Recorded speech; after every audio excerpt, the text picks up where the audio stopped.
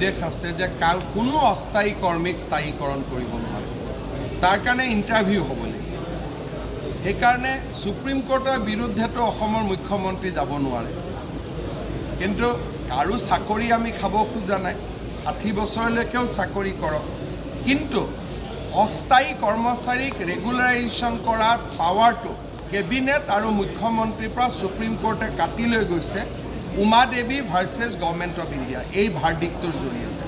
যেতিয়া মুখ্যমন্ত্ৰী বা কেবিনেটৰ হাতত সেই পাৱাৰটো এতিয়া নাই। ছাৰ, বিগত এটা বছৰ ৰাজহ সংগ্ৰহৰ ক্ষেত্ৰত কিন্তু পৰ্যটন নিবাসত আপোনাৰ কেৱল ইন'ভেশ্যন চলি থাকিলে।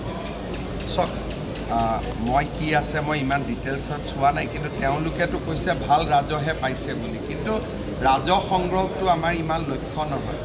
কাজিৰঙা টুৰিষ্ট আহিলে ওচৰ পাজৰ মানুহৰ উপাৰ্জনটো বাঢ়ে। চৰকাৰে ৰাজহ পাওক বা নাপাওক সেইটো ইমান ইম্পৰ্টেণ্ট কথা নহয়। চৰকাৰী অৰ্কিড পাৰ্ক এখন স্থাপন ইয়াত অতুল দাৰ দায়িত্ব, অতুল দাৰ পৰা কেতিয়াবা সুধি ল'ব।